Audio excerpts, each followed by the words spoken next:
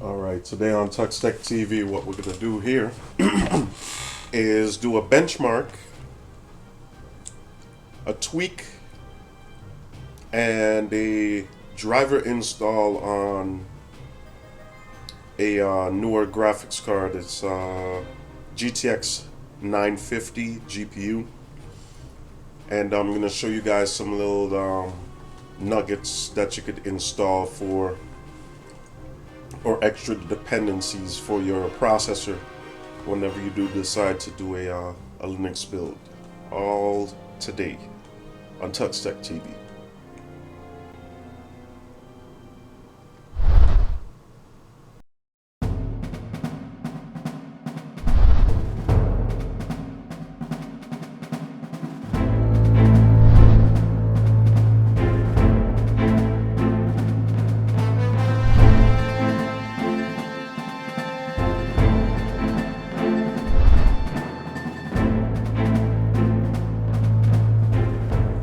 Alright, today on Tux Tech TV, I'm going to show you guys how to get the maximize and minimize buttons on your whatever open window that you actually have. There's a product called Tweak Tool. Well, this is one of the first things I'm going to show you here. So press your Windows key, or in Linux we call it the super key. Unveil all apps, and it will be the third button to the bottom. And the Tweak Tool is right here. I'm going to add it to favorites, which is going to place it there on the panel. As you can see, it just popped up there. So I'm going to go ahead and open that up. And right down here where it says Windows, you want to go ahead and turn on maximize and minimize. And both those buttons are now available on the window. As you can see, they just popped up when I turned these on or off. So there you go. And what else am I going to do? Yes. Second to that, another tweak that you could do, because I did gloss over how you could get extensions installed on your Linux PC, whether it be Ubuntu Derivative or Linux Mint. And this tweak also works if you're on Arch or even with a Red Hat distribution. So what I'm gonna do is go ahead and I'll minimize this for now, actually, and I will minimize my simple screen recorder, because you could see the buttons weren't there before, so I had to do that to get it there. And what I'm gonna do next is I'm gonna open up Firefox. Now I'm gonna have to do this because this is one of the steps that you have to take to get the extensions available using the Firefox.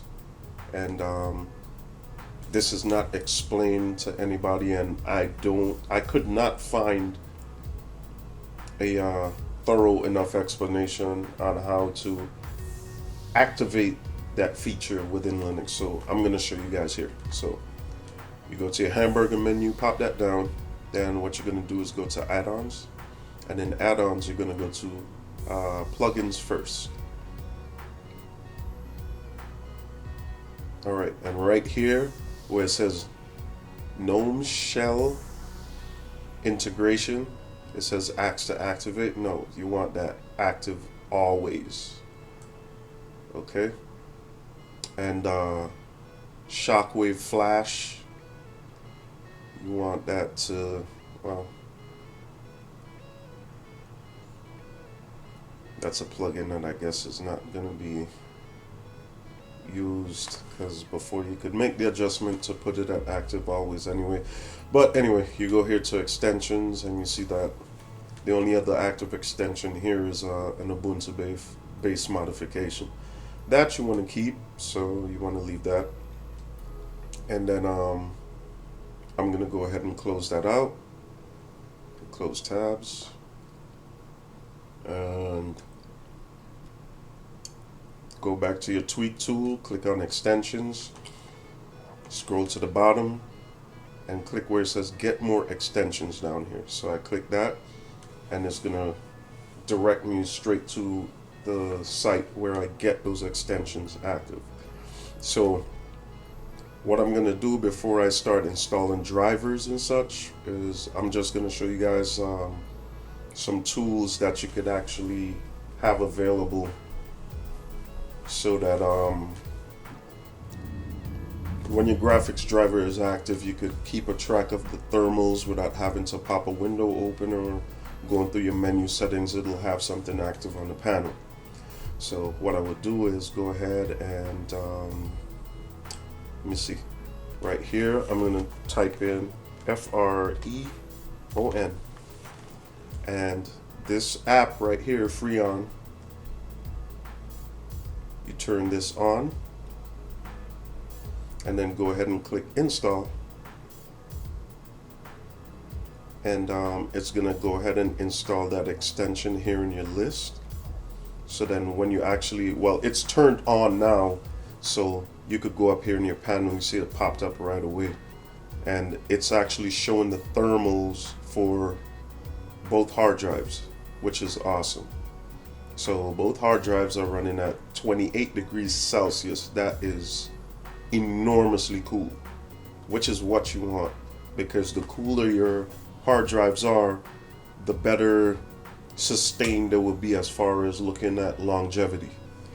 Because when your components in your computer start running too hot, that's when you start running into issues. So thermal issues leads to hardware is failing, so keep that in mind. Anyway, so that's there. And what is the next app I'm going to install? There's another one that I can't think of. Oh yeah, Dash. Oh, space that. Okay, here we go. Dash to Dock. Now, what Dash to Dock is that it gives you the ability, so as you can see here in this little portrait, it shows you that the panel, instead of it being on the left like I have here, this is a default setup, and you could customize it so it could be always on the bottom, and when you activate the intelligent hide feature, it'll also put in place that panel, so even when you have you have all this activities with windows on the screen, like this window here, if it's pulled lower like this, the panel would disappear, and you don't have to press the Windows key to expose the panel in order to use it. So if you want more of a traditional state of the panel, you could go ahead and turn this on and go ahead and install. Alright, so once the installation is complete, then what I will have, let me go ahead and close this because it might need a refresh of that program in order to, for the tweak tool, in order for these to be active in the list. So going back again, okay, I have that and that. So yeah, that's primarily all that I've used currently on my setup. And once you install Dash to Dock, you can see as I moved the window away from the corner of the screen that the panel pops out. And once I press the Windows key or the super key, that's when I have all this other activity here on the screen displaying what I have open or active. So I press my Windows key again and my panel stays. So from here, you open your tweak tool again and then go to extensions once again. And in extensions, something else that I want to activate is that feature where you take your cursor and you take it into the corner here, how it exposes everything there, and still going over here in the corner with the cursor and then right clicking on your mouse does the exact same thing. So that's too many redundancies. I mean, it's you have the same activity in the same corner. One is a button and one with the cursor, but still, that's too much for me. And for other users, I've seen that that is a very similar complaint. So for those who are interested in how to actually change that, you could go here where it says applications menu, and when you turn that on, look at where it says activities up in the top left where I just had the cursor. That turns to applications menu. So I go up here and I click, and it brings down the state of all that I have installed, which is cool. Alright, that's that. And in addition to that, scroll down to the bottom here, and removable drives. If I have a USB plugged in, I turn that on. And what it will do, it will place an icon right next to the Freon icon here that looks like an eject icon. Too many icons in that sentence. But anyway, it would have like an ejection thing right up there. So you just press that, and then you'll have a notification that tells you that it's okay to go ahead and eject that said device. So that's that for that. And what else you could do in desktop, I believe. No. Appearance, yeah. Here in appearance, so if you have any third-party icons or anything like that that's installed, you could actually influence those changes here. So I'm going to leave everything here defaulted because I'm just doing these tweaks for a friend of mine. This is actually his computer that I just built. So that's there. And that'll be it for that for me. If he decides to actually get like that dark look in appearance, I believe it is, yeah. Right here where it says global dark theme, you turn that, click that button on, and everything, all the windows and stuff has a dark appearance to it. But there's a couple of applications that doesn't adapt well to that, so turn that on at your own risk right now, because that's something that's not 100%. Like if you still by chance have to use your Ubuntu software center that is still available here in this distribution, if you turn on the dark theme, a lot of the text will be converted to white text that you can see, but then all the text that's actually in black here that signify what each button does, you won't be able to see it because it's exactly the same color as a dark background. So take that as a warning. If you do decide to still run with it, that's fine. But there's only a couple of applications that has that issue, so I just thought that I should bring that to your attention. Alright, so I guess that'll be it for that. I might think of something later, a later use for that tool, so I might use it eventually. Oh yeah, I just reminded myself, sorry, with the tweak tool, go to extensions, I'm sorry guys. On dash to dock, if you want to make any adjustments to the position of the panel, in order to make those changes, you go right here to this little gear icon, click that, and it brings up the menu. So if you want to place it at the bottom, click bottom, and it switches it. Okay? And whatever position you want to put it in, right, left, top. So however you want it, you can have it right there, which I think is cool. And right here, you could set the size of the icons on the panel. Right now it's set at 48 pixels, but if you want to have a fixed icon size, and the reason why it says fixed is because as you add icons to the panel and the panel gets bigger, the icons shrink automatically. But if you want to have a fixed size, you go ahead and click on fixed, just in case if you have any additional areas on the screen that's occupied by, like, this for instance will be there. All right, and you could add, like, automatically a lot of the shortcuts for some applications are placed onto this. Why? I have no idea why they have this here. I still haven't caught on to the reasoning behind it, but it does come in handy. I must say that it does come in handy, especially if you choose to remove your top panels, because some people actually do that. So it does come in handy to have this here, because whatever is active, some of those apps is actually placed on this little panel that you could hide away. Alright, so I'm going to go ahead and close that. And again, I might be coming back to this tweak tool, so just bear with me.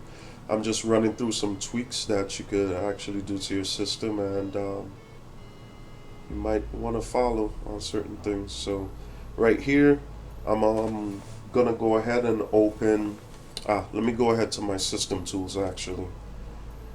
System tools here, or date and time.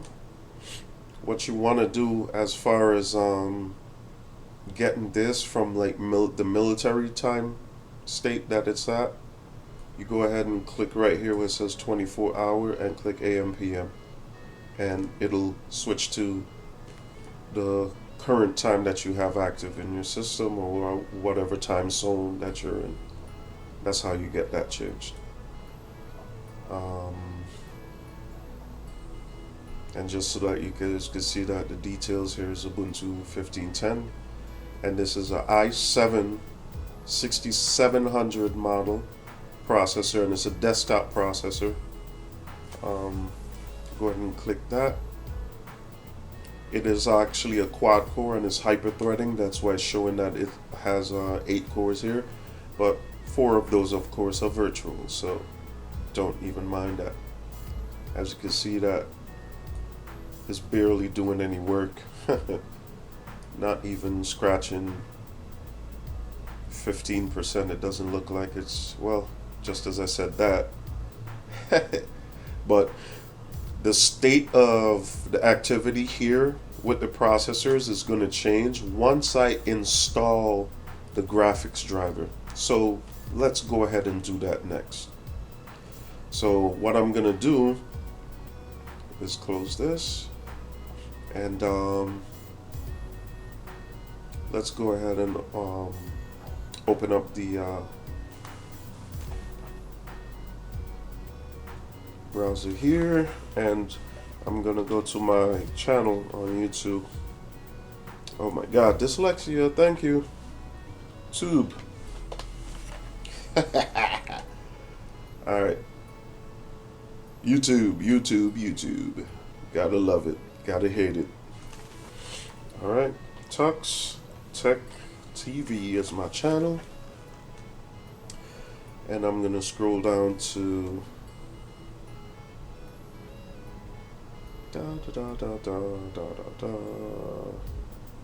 Alright.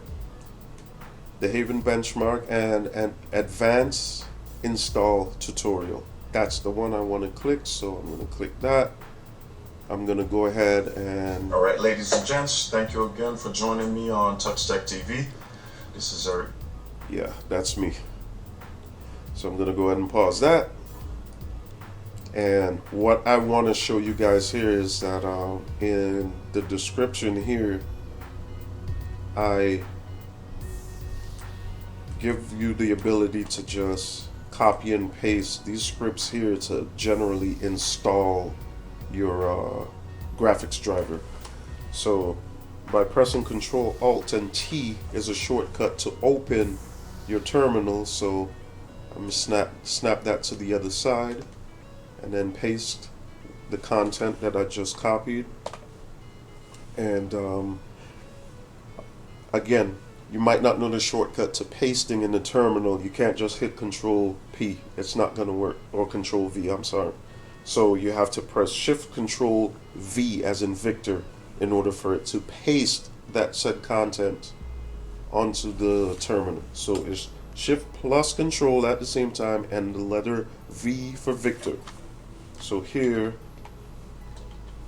I type in the password for my buddy's computer here, and go ahead and OK that by pressing enter, and everything was generally placed in the positions that it's supposed to be. And go ahead and copy the second line here and paste.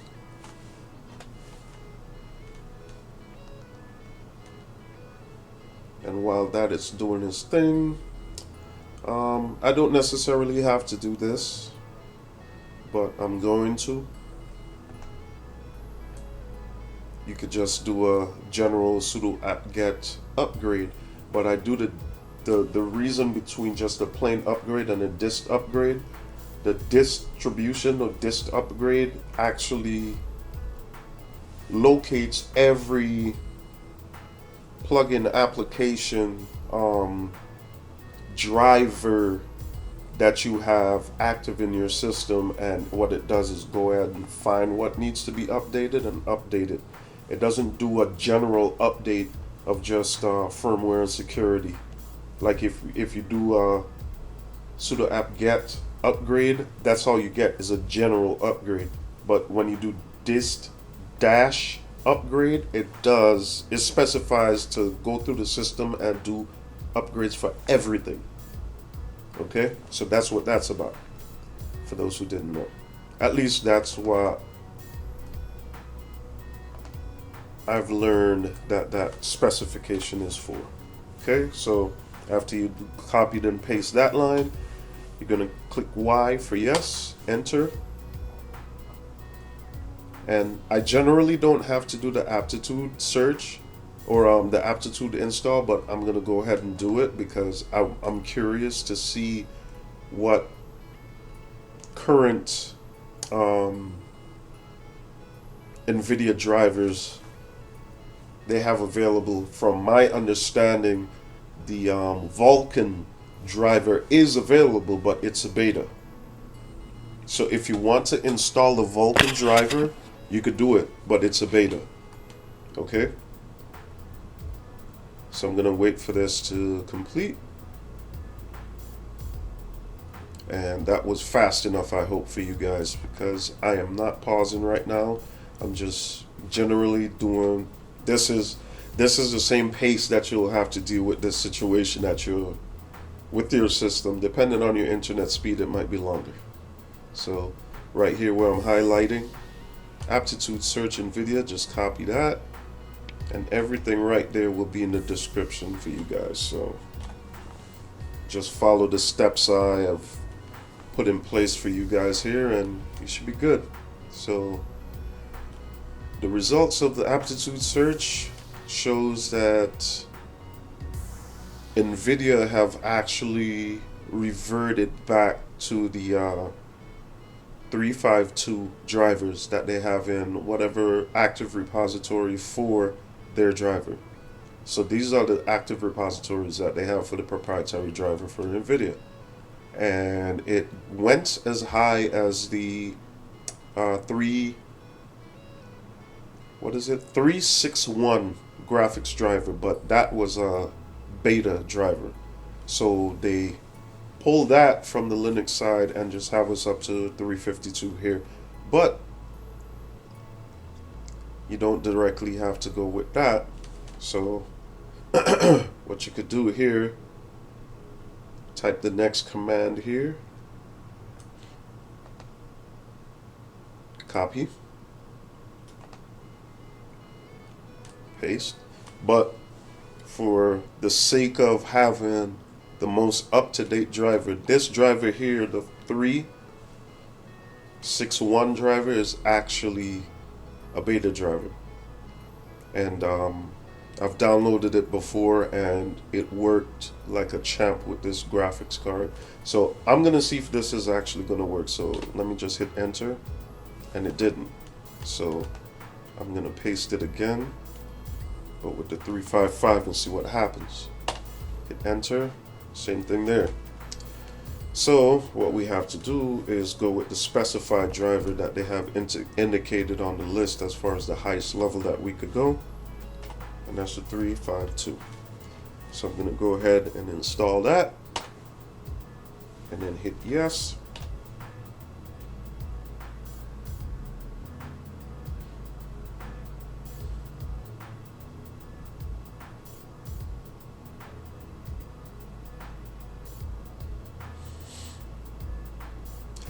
I'm actually glad that I went and pulled up that aptitude list, because generally there's a bunch of issues with people trying to select certain drivers that I've had listed in other videos, and it didn't work out well for them. So just follow the steps that I'm going through here and you guys should be okay. Especially if you're running a 6 series or a 7 series NVIDIA graphics card. Alright guys, so this portion of the recording will actually take a while, so what I'm going to go ahead and do is pause, and then we'll get back to this shortly, okay?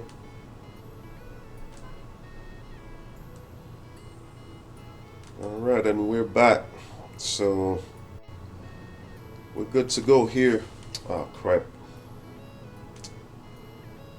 Back up. There we go. My bad guys, this touchpad is a little sensitive, so what I have to do here is a quick edit. When I sign into my Firefox on my secondary desktop, I'm going to go ahead and do that and post the 532, Jesus, what's wrong with me, the 352 graphics driver there, so that you got there's not any confusion with what they could actually use. So I'll do that for you guys, okay? So chill out.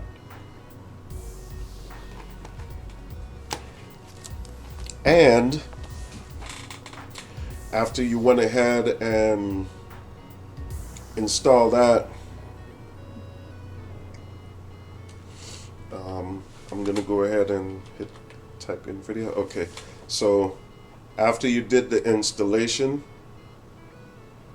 and you type in NVIDIA, this is actually your settings menu, and as you can see here, nothing is active. And the reason why it's not active, it is still using whatever open source driver that was active in your system when you did your first initial install.